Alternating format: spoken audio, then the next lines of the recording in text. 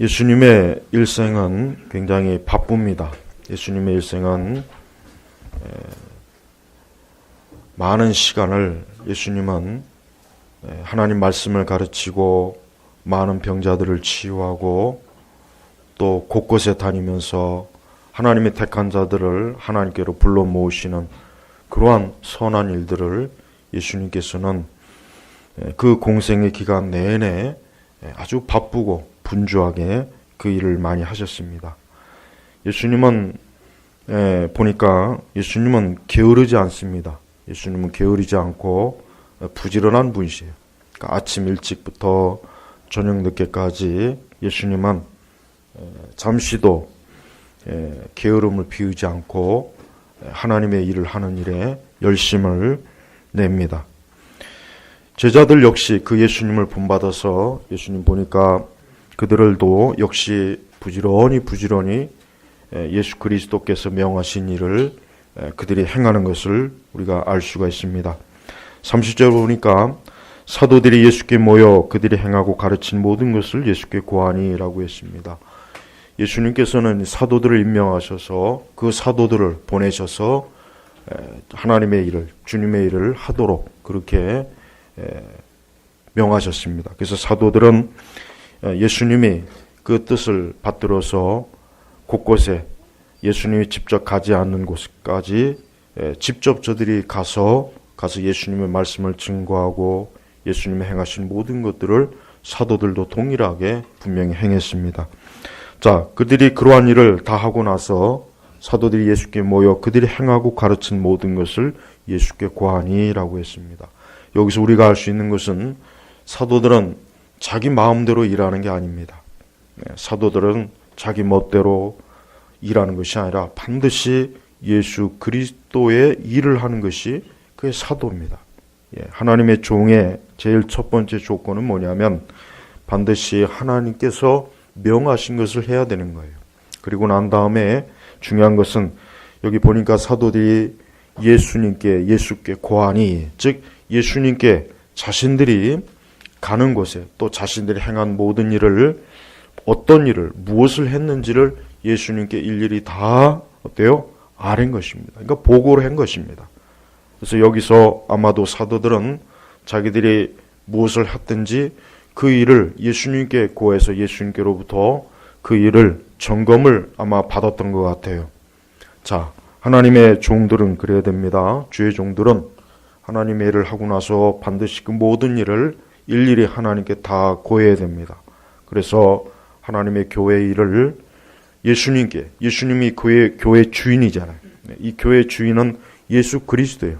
그러니까 그분에게 일일이 자기가 무엇을 했고 무엇을 가르쳤고 일일이 다 고하는 것이 이게 굉장히 중요합니다. 또한 우리 성도들도 그렇습니다. 우리 성도들도 신앙생활을 항상 예수님께 아뢰는 걸 습관적으로 하셔야 됩니다.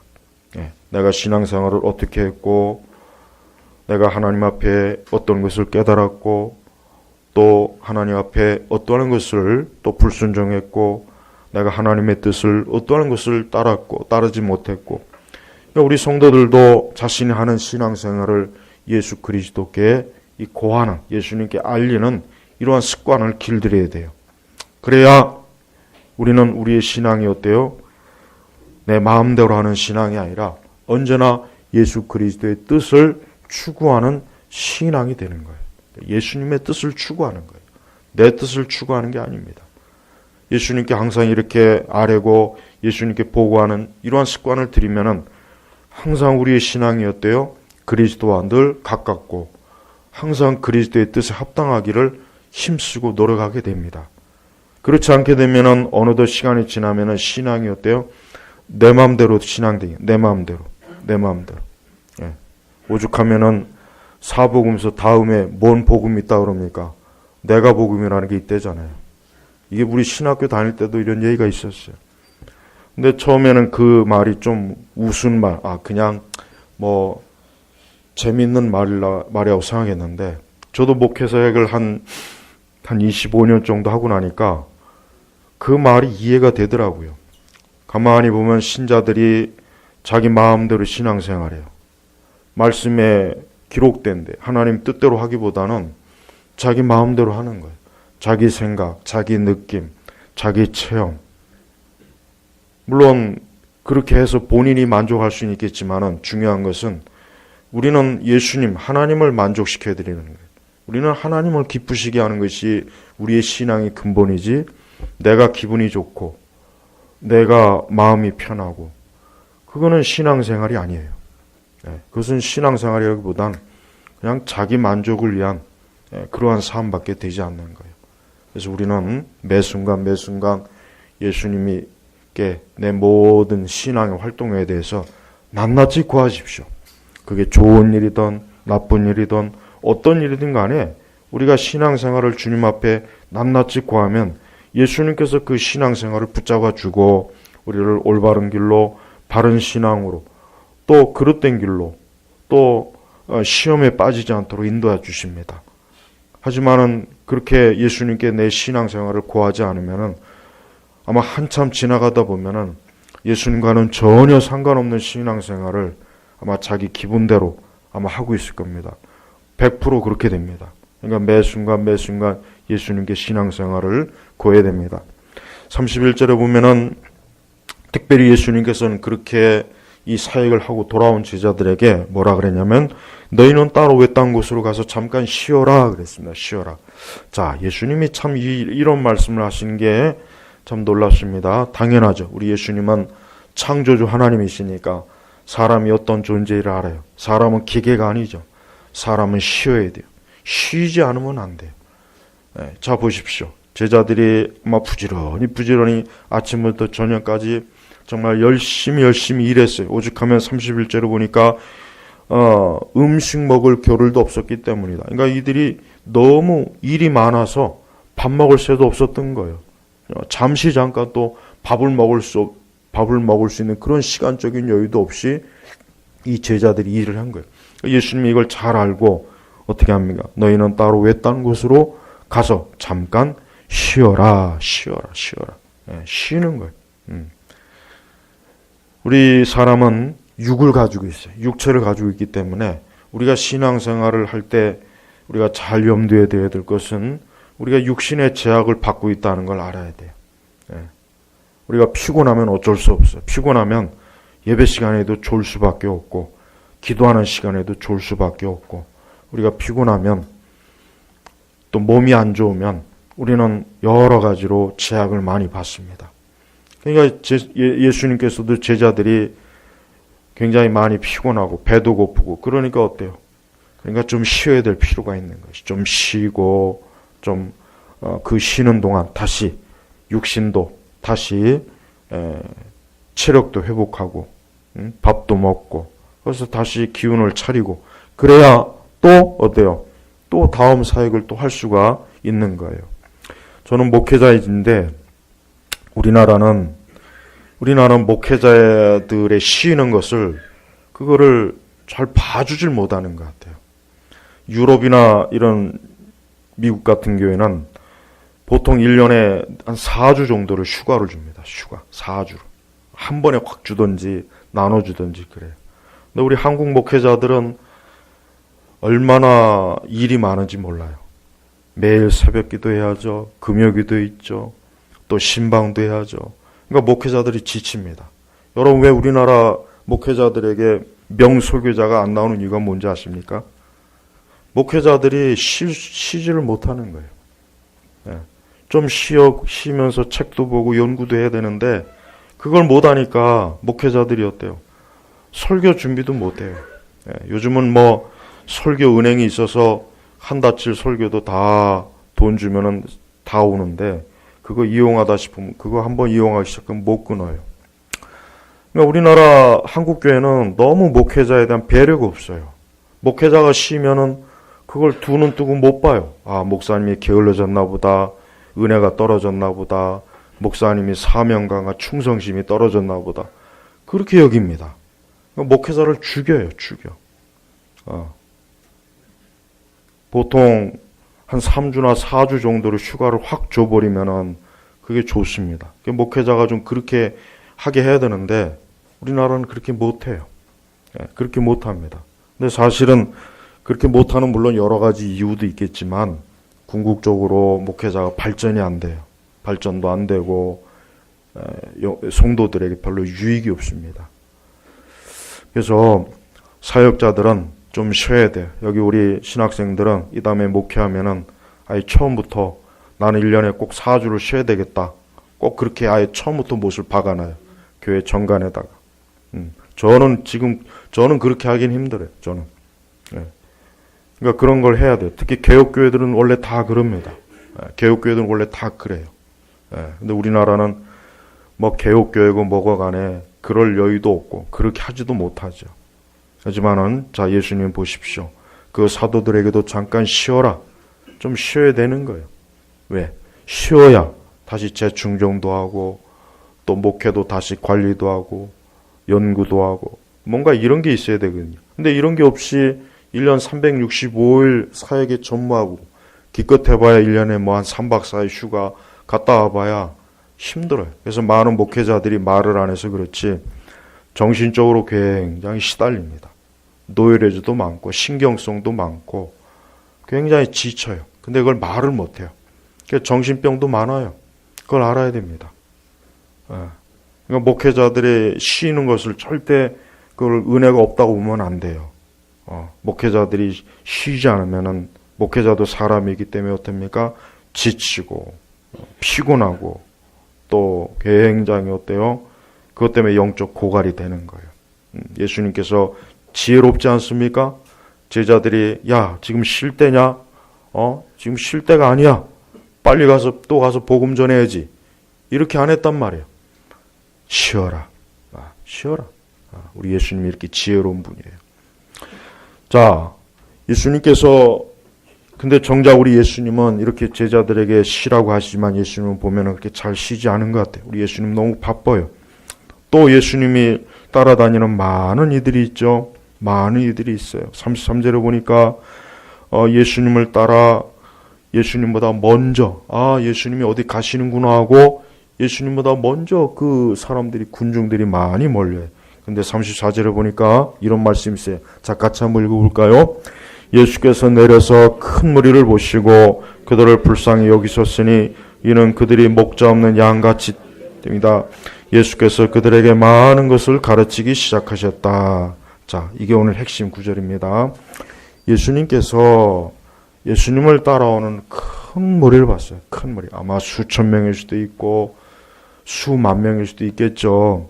큰 무리를 보시고 그들을 불쌍히 여기셨으니 이는 그들이 뭐예요? 목자 없는 양 같았기 때문이다. 이 말씀의 의미는 뭡니까? 그 당시 이스라엘이 얼마나 영적으로 어때요? 영적으로 이스라엘이라고 하는 그 나라 자체가 그 예수님 당시 이스라엘 자체가 이미 벌써 하나님에 대한 그 영적인 그 능력과 그와 같은 것들이 다 어때요? 무너진 거예요. 무너진 거예요. 성전이 화려하게 지어졌고 제사장들도 있고 레위 지파도 있고 매일매일 성전에서 제사를 드리긴 하겠지만은 그러나 실제로 이스라엘 백성들에게 저들에게는 어때요? 전혀 저들을 하나님 앞으로 하나님의 그 은혜 앞으로 영광 앞으로 이끌어주질 못하는 거예요. 그냥 그래서 어때요? 마치 말 그대로 목자 없는 양, 목자 없는 양이에요. 양이 목자가 없으면 어떻게 됩니까? 양이 목자가 없으면 양들은 살 수가 없습니다. 양은 목자가 반드시 있어야 돼요. 그래야 양들을 그 목자가 어때요? 양들이 살아갈 수 있도록 돌봐주는 거예요. 그러니까 목자가 없으면은 양은 죽습니다. 반드시 죽어요.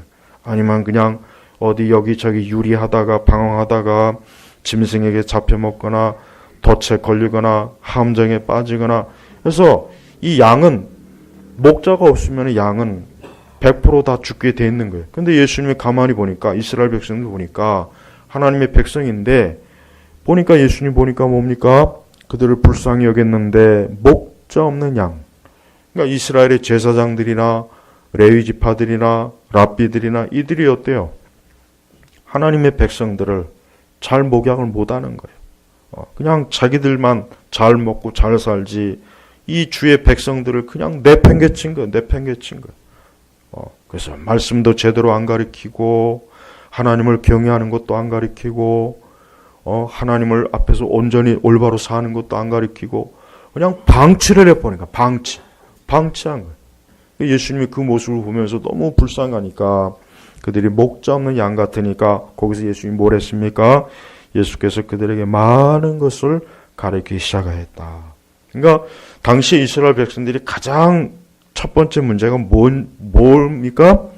저들이 하나님의 말씀을 가르침 받지 못한 거예요. 자, 그 당시에 예수님 당시에 구약 성경이 있었죠. 창세기부터 말라기까지 39권의 말씀이 있었어요.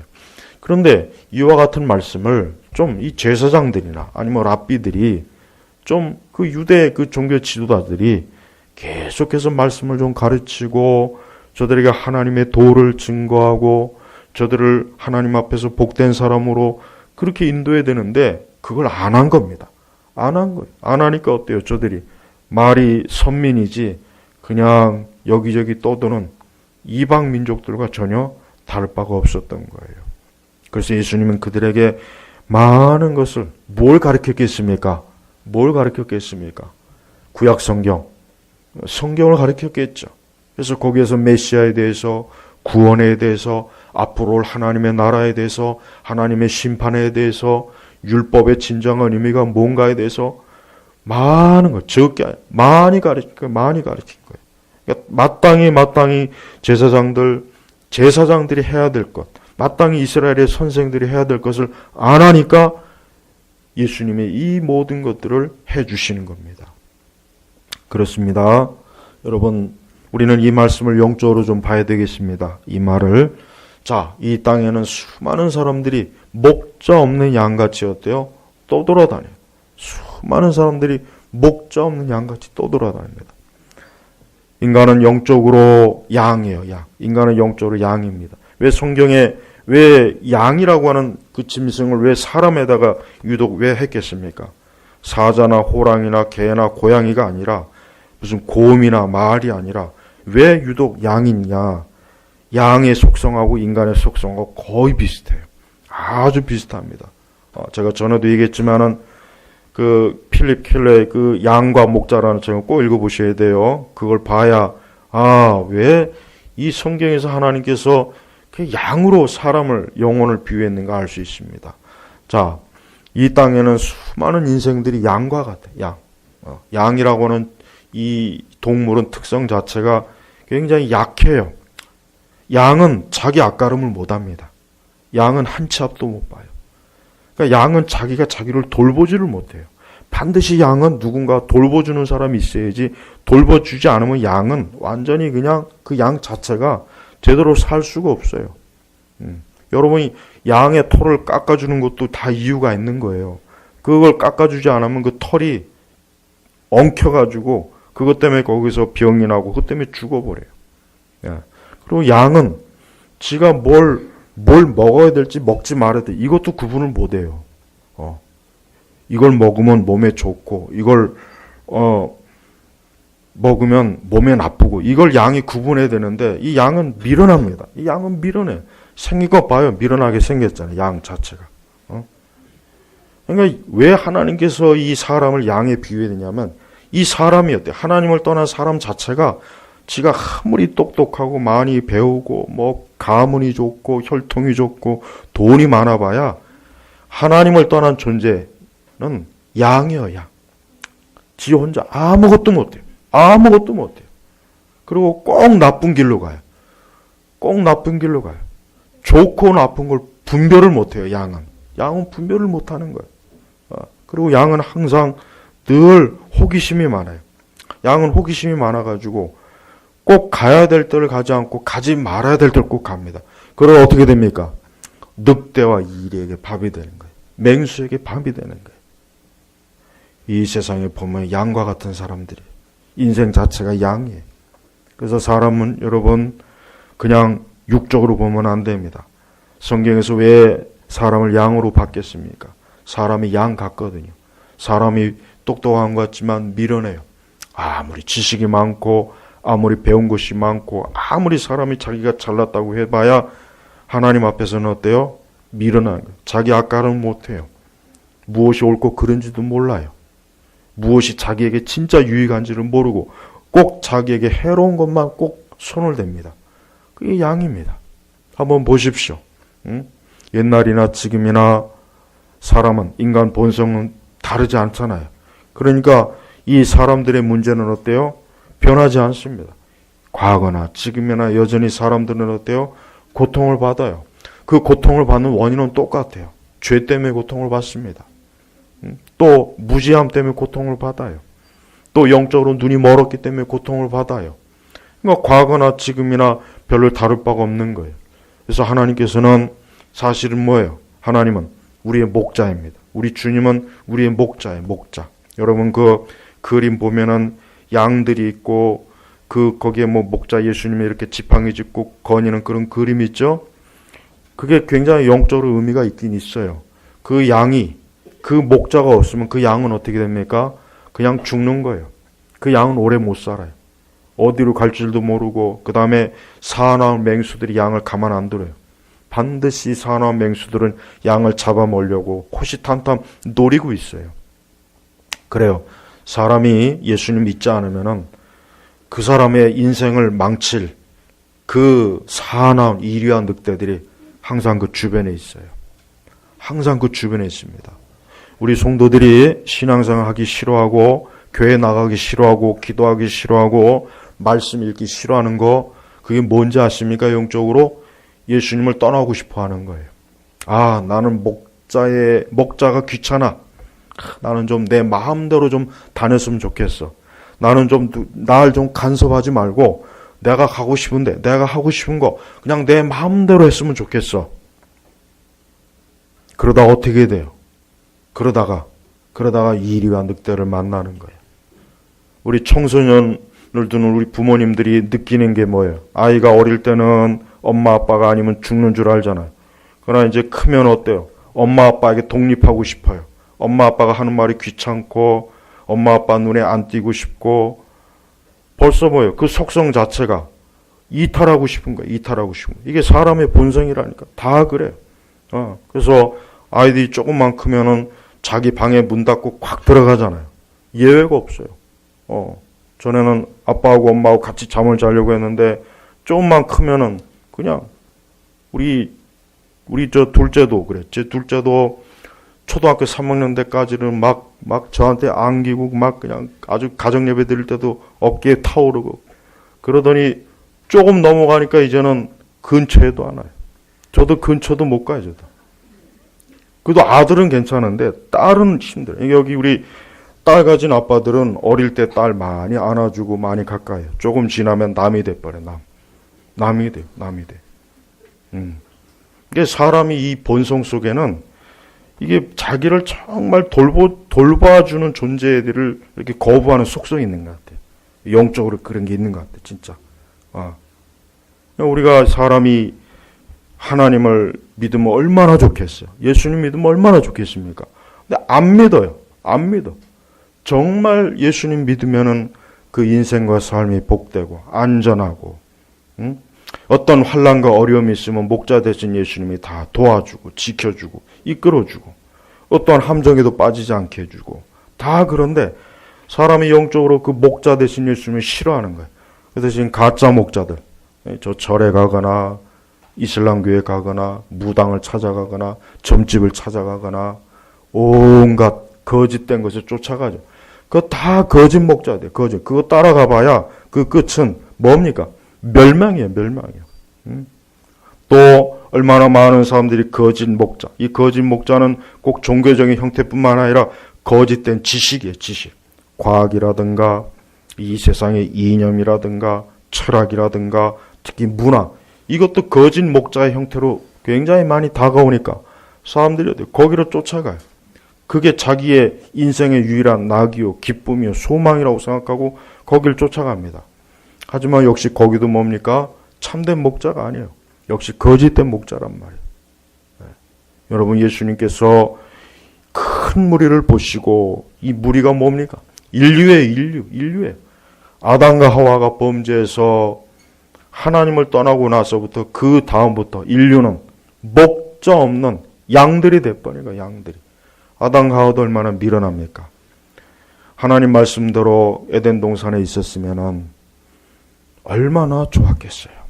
얼마나 좋았겠어요. 고생도 안 하고 죽음도 없고 슬픔도 없고 살인도 없고 깨지는 것도 없고 무너지는 것도 없고 괴로운 것도 없고 형벌도 없고. 근데 그렇게 좋은 그 상태에 있음에도 불구하고 그 아담과 하와가 보십시오. 하나님을 떠나잖아요. 그러니까 여러분, 사람은 이런 속성이 있어요. 사람은 자기 파멸의 속성이 있어요. 이걸 꼭 여러분 중요해요. 이 사람은 자기 파멸의 속성이 있어요. 이거 진짜 이게 무서운 거예요. 이게 본성이 타락해서 그런 거예요. 뻔히 알면서도 이게 아닌데, 분명히 이 길은 아닌데, 여기는 멸망인데, 여기는 나를 고통을 주고 나를 괴롭게 하는 길인데, 여기는 분명히 잘못된 건데도 알면서도 그 길로 갑니다. 이게 자기 파괴 본능이 있는 거예요. 이 땅에 수많은 사람들이 왜 슬픔과 고통과 괴로움을 왜 겪겠습니까? 거의 모든 책임은 자식에 있는 거예요. 자기에게 있는 거예요. 자기 안에 죄성과 악이 있기 때문에 자기가 그쪽으로 끌려가는 거예요. 그 의지 자체가 구부러졌기 때문에 거기로 가는 거예요. 달려가는 거예요. 마치 불나방처럼 죽을 줄도 모르고 그 모닥불 속으로 달려드는 그 나방들을 보십시오. 인생이 꼭 그런 거예요. 사람이 어느 정도 양심적으로 내가 이러면 안 된다 다 압니다. 다 알아요. 그걸 모르는 사람이 누가 있습니까? 도덕이나 윤리시험 쳐갖고 100점 맞지 않을 사람이 누가 있어요? 다 안다고요. 지식으로는 알아요. 그러면서도 끝끝내 어때요? 자기 파괴, 자기 멸망의 길로 자기가 제 발로 찾아가는 거예요. 왜 그렇습니까? 목자가 없어서 그런 거예요. 목자가. 양이 보십시오. 양이 잘못된 길 가면은 목자가 가만 안 놔둬요. 그 길로 가지 말라고 지팡이로 이렇게 해요. 목자가 그렇게 해주는 거예요. 목자가. 양은 자기 마음대로, 양은 하여튼 자기 가고 싶은 대로 가요. 근데 가지 말아야 될 곳을 간단 말이에요. 그럼 목자가 그걸 보고 가만두겠습니까? 참된 목자라면 그 양이 못 가게 지팡이로 거기를 가지 못하게 이렇게 가지 못하게. 그러면 양은 목자가 가지 못하게 하니까 안 간단 말이에요. 그래서 그 양이 살 수가 있는 거예요. 우리 예수님은 인생들에게 목자 되시는 분이에요. 사람은요 그냥 놔두면 다 멸망의 길로 갑니다. 그냥 멸망의 길로 간단 말이에요. 그러나 예수님 안에 있는 사람, 예수님을 목자로 삼으면 예수님 못 가게 해요. 예수님 못 가게 하는. 우리가 못 가는 게 우리가 안 가는 게 아닙니다. 착각하면 안 돼요. 내가 똑똑하니까 내가 좀 제대로 된 사람이다. 내가 내 스스로 알아서 이렇게 인생을 아니에요. 절대 아닙니다. 예수님께서 하나님께서 그의 삶을 통제해 주시는 거예요. 여러분, 우리 성도 여러분이 때때로 살면서 내가 원치 않는 일이 생겨도 한번 잘 생각해 보십시오. 왜 그런 일이 생겼을까? 그거는 목자의 지팡이입니다. 물론 우리가 죄를 짓고 불순종하면은 당연히 목자의 지팡이가 나를 때리겠죠. 근데 그것도 나를 사랑하기 때문에 그러는 거예요. 징계하지 않는 자는 사생하라고 그랬어요. 그렇죠? 그러니까 우리가 예수님 안에서 그 목자 안에 잘 있으면 괜찮아요. 그러나 사람은 자꾸 목자를 벗어나려고 그래요. 목자를 자꾸 벗어나서 자기 길로 가려고 그래요. 자기 스스로 자아를 찾으려고 그래요. 자아를. 근데 그 자아를 찾으려고 하는 일도 정말 자기를 유익하게 하는 일보다는 자기를 망치는 일이에요. 그래서 성도들은 무슨 자아를 찾느니 뭐니 이런데 제발 그런데 빠지지 마세요. 너무나 많은 정신 나간 사람들이 무슨 자아를 찾는다고 제주도 가고 스페인도 가고 뭐 템플 스테이도 가고 막 별 군데 다 가요. 응? 그건 자아를 찾는 게 아니라 자아를 망하게 하는 길이에요. 망하게 하는 길. 진짜 자아를 자기를 위한다면 목자 되신 예수님께 오셔야 돼요. 목자 되신 예수님께 와야 돼요. 어떤 불행한 사람이든 최악의 인생도 목자 되시는 예수님께 오면 됩니다. 그러면 예수님은 그의 삶을 어때요? 바르게 붙잡아줘요. 바르게 붙잡아줘요. 하지만 예수님이 없는 인생은 무방비예요. 무방비. 그냥 무차별이에요. 얼마나 많은 함정과 위험이 너무 많은 거예요. 그래서 감당이 안 됩니다. 인간이 인생 자체가 감당이 안 되는 거예요. 응? 그러니까 목자가 없는 인생은 곳곳에 악인도 많고 함정도 많고 지뢰도 많고 무수하게 불행과 불행이 파도처럼 계속 연달아오는 거예요. 여러분, 예수님 안 믿는 인생들 절대로 행복한 인생은 단 한 사람도 없어요. 다 불행한 거예요. 왜? 목자 없는 상태에서 인간 자체가 돼요. 온전할 수가 없는 거예요. 우리 성도들은 예수 그리스도가 얼마나 우리의 삶에 참된 목자이신 줄 알아야 돼요. 여러분, 예수님은 우리의 진정한 목자예요. 예수님이야말로 우리의 평안과 안전과 복락과 위로와 소망이 되어 주셔요. 예수님이야말로 인생이 예수님이 아니면은 다 인생은 망치게 되어 있는 게 이 성경의 원리예요. 왜? 예수님께서 사람을 창조했단 말이에요. 예수님이 사람을 창조했으니까 그 창조주 그분에게 가까이 있는 게 가장 안전하지. 그 창조주를 떠나 살면 그 인생이 어떻게 됩니까? 그건 보나마나 뻔한 거예요. 불행한 거예요. 사실 지금 이 세상 보십시오. 이 말씀처럼 큰 무리가 떼지어 다녀요. 여기저기 다녀요. 근데 옷은 멋있게 입고 좋은 차를 타고 다니고 좋은 집에 살고 그러다 보니까 겉이야 멋있죠. 그러나 그 속은 뭐예요? 방황하는 거예요. 어디로 가야 되지? 어떻게 살아야 되지? 그냥 방황하는 거예요. 바로 목자 없는 양이에요. 목자 있는 양과 목자 없는 양의 차이는 하늘과 땅 차이입니다. 목자가 없는 양은 그냥 방치되는 거예요. 너 알아서 사는 거예요. 자기 알아서 살다가 결국은 마귀와 세상에게 노예가 돼가지고 결국은 그 끝이 멸망이 가는 겁니다. 그러나 목자가 있는 양들은 이제는 그 목자를 따라다녀야 돼요. 그 목자가 인도하는 대로 가야 되는 거예요. 그래서 여러분, 우리가 왜 이 성경의 말씀대로 살아야 되느냐? 이 성경 자체가 우리의 목자예요, 목자. 이 하나님 말씀 자체가 우리에게 지팡이 되니까 빛이 되는 거예요. 그래서 말씀대로 사는 것 자체가 뭡니까? 목자 되시는 예수님을 따라가는 것이고 그분 안에 있는 것이에요. 여러분, 이 세상은 인생들은 이 세상을 살아갈 때 목자 없이는 절대 살 수가 없습니다. 절대 살 수 없다는 거 그거 한 가지 알아야 돼요.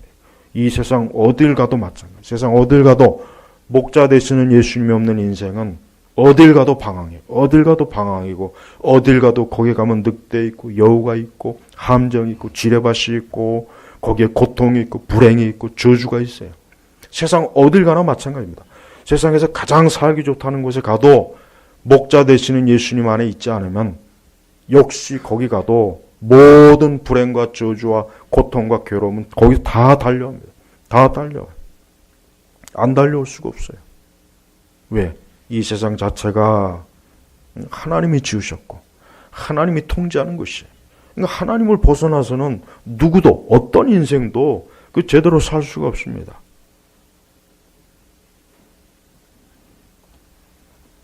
예수님은 바로 이러한 목자 없는 양과 같은 인생들에게 어떻게 했습니까? 그들에게 많은 것을 가르치기 시작했다. 많은 것을 가르쳐요. 올 한 해 우리 성도 여러분들 말씀을 좀 부지런히 읽으십시오. 말씀을 좀 매일매일 좀 게으르지 말고 말씀을 밥은 안 먹어도 말씀은 읽어야 돼요. 잠은 좀 부족해도 말씀은 꼭 읽어야 돼요. 다른 책은 안 봐도 성경은 꼬박꼬박 읽어야 돼요. 이 성경이 있는 자체가 목자 되신 예수님께로부터 가르침을 받는 거예요. 가르침을. 이스라엘 백성들이 그 예수님께로부터 가르침을 받을 때 얼마나 좋았겠습니까? 저런 꿀과 같은 말씀을, 저런 꿀과 같은 영의 양식을 먹지 못했는데 예수님께서 풍성하게 주는 거예요. 풍성하게. 우리 성도들이 다른 것보다는 말씀을 영혼에 유익한 말씀을 좀 많이 먹어야 돼. 그래야 영적으로 온전해지는 거예요. 사람이 빵으로만 살 것이 아니라 뭡니까? 하나님의 말씀으로 산다 그랬잖아요. 말씀으로. 그러니까 사람들이 하나님의 말씀을 먹지 않으면 다른 모든 것들이 다 채워져도 어때요? 그의 삶은 공허해요. 그의 마음은 방황합니다. 그의 정신은 혼란해요. 그의 생각은 제대로 잡지를 못해요. 그래서 이 말씀이 그래서 중요한 거예요. 그래서 여러분 제발 올 한 해 부지런히 말씀을 좀 읽고 말씀을 좀 보고 말씀 안에서 살아야 돼요. 그래야 그게 하나님께로부터 목자로부터 돌봄을 받는 거예요. 목자 대신 예수님께로부터 내가 돌봄을 받는 건 바로 항상 말씀과 함께 있을 때 돌봄을 받는 것입니다. 이 세상에 수많은 사람, 영적으로 죽어 있는 사람은 그 말씀이 없으니까 죽은 거예요. 말씀이 없으니까 죽은 거예요. 이스라엘이 광야에서 뭘 먹었습니까? 만나를 먹었잖아요. 만나. 그 만나가 뭡니까? 말씀이란 말이에요. 하나님께서 위에서 내려주시는 말씀이에요. 말씀. 이스라엘 백성이 피자를 먹었습니까? 무슨 허니 치킨을 먹었겠어요? 무슨 거기서 콜라를 먹었겠어요? 아니요. 만나. 근데 이 만나의 특성이 뭐냐? 별로 맛이 없었어요. 그러니까 이스라엘 백성들도 먹다가 맨날 만나만 주냐. 애굽에 있을 땐 그냥 고기도 먹고 뭣도 먹고 아주 맛있는 거 골고루 많이 먹었는데 어떻게 맨날 오는 게 만나냐 그랬어요. 그러니까 이스라엘 백성들이 영적으로 어때요? 저들이 하늘에서 주시는 만나를 귀하게 여기지 않은 거예요. 귀하게 여기지 않은 거예요. 그 대신 애굽의 음식이 맛있는 거예요. 그렇죠. 육의 사람은 애굽의 음식이 맛있어요. 육의 사람은 이 세상의 철학과 사상과 이 세상의 것들이 좋아 보여요. 그게 굉장히 좋아요. 인문학이 좋고 철학도 좋고 그릇된 이념도 좋고 다 좋아요. 그러나 말씀은 지루해요. 말씀은 싫고 말씀은 별로예요. 말씀 이거 다 아는 거 맨날 그 말이지. 벌써 그 이스라엘 백성들이 광야에서 만나를 대하는 태도예요. 태도. 하나님께서 진노하셨어요. 그것 때문에. 우리는 일생을 살 동안 항상 성경의 말씀을 가까이 늘 성경의 말씀을 가까이 해야 돼요. 가까이 읽고 그 말씀대로 살고 말씀이 하라는 대로 하고 하지 말라면 하지 말고 말씀이 금하면 딱 거기서 멈추고 그리고 어떤 것인지 말씀의 뜻을 구하는 거예요. 그게 바로 목자의 돌봄을 받는 거란 말이에요. 다른 게 아니에요. 목자의 돌봄을 받는다는 것은 여기 말씀 그대로 가르침을 받는 거예요. 가르침. 그래서 그 가르침을 받을 때마다 우리의 삶은 어때요? 안전합니다. 우리의 인생이 어때요? 바른 길로 가요. 함정에 빠지지 않아요. 말씀에 유의하는 자는 좋은 것을 받는다 그랬어요. 잠언 말씀에 유의하는 자는 그러니까 말씀대로 살고 말씀대로 따라 사는 자는 하나님께로부터 좋은 것을 받는다 그랬다면 성경에 좋은 게 뭐겠어요? 어쨌든 우리에게 좋은 거라면 좋은 거 나쁜 게 아니에요. 그러니까 위에서 하나님이 좋은 걸 우리에게 주셔야 우리가 좋은 걸 받지 위에서 좋은 걸 안 주면 내가 아무리 좋은 것을 얻으려고 안 됩니다. 맨날 나쁜 거 맨날 썩은 거 맨날 더러운 거 지저분한 거 악한 거 그것만 그냥 늘 가지게 돼요. 그러니까 하나님께서 말씀에 유의하면 내가 너희들에게 좋은 걸 줄 테니까 제발 말씀대로 살아라. 말씀에 중요시 여겨라. 우리 성도들이 그러한 성경의 교훈을 좀 중요하게 여겨야 돼요. 여러분의 삶과 행복을 다른 데서 찾지 마십시오. 여러분의 삶의 행복이나 여러분의 인생의 모든 것들을 다른 데서 찾으려고 해봐야 좋은 것 받지 못합니다. 진짜 좋은 것은 하나님이 주시는 거예요. 하나님이. 그래서 하나님을 믿고 하나님 의지하고 말씀대로 인내하고 있으면 하나님께서 좋은 것들을 우리에게 주셔요. 그게 바로 목자가 하는 게 목자. 말 잘 듣는 양은 그 목자가 그 양에게 좋은 것들을 줍니다. 좋은 꼴도 주고 물도 주고. 그러나 말 안 듣는 목자는 어때요? 몽둥이를 쳐요. 지팡이를 칩니다. 더 말 안 듣면 아예 그 다리에 그 심줄을 끊어버려요. 제가 꼭 양과 목자 읽어보라 그랬어요. 전에도. 그러니까 말 잘 듣는 양이 돼요. 누구 말이요? 하나님의 말씀을 잘 들으라는 거예요. 하나님 말씀을 잘 들으면은 우리 주님께서 좋은 것을 주셔. 좋은 것. 자, 오늘 이 말씀은 우리 예수님께서 우리 믿는 하나님의 자녀들에게도 주신 말씀이고 또 이 땅에 아직도 목자 없이 자기가 자기의 주인이 되고 자기 인생의 주인이 되고 자기 스스로 자기 길을 찾고 자기 스스로 자기 먹을 걸 찾고 자기 스스로 자기의 인생의 갈 길을 인도함 받고자 하는 자는 다 뭡니까? 길을 잃어요. 그리고 그들은 반드시 그 끝이 뭡니까? 어둠에 빠져. 어둠에 빠져서 그것만큼 무서운 게 없어요.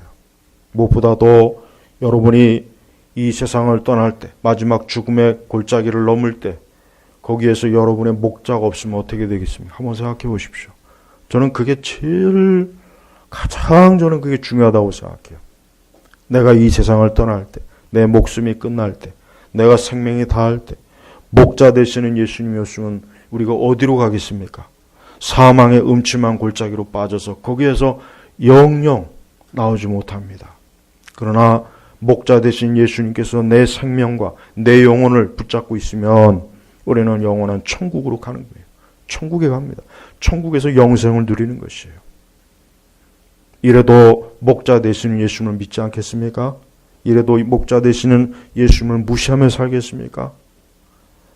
매사에 예수님, 목자 되신 예수님을 의지하고 목자 되시는 예수님에게 의뢰하시고 목자 되시는 예수님에게 여러분의 인생 전체를 완전히 그분에게 드리십시오.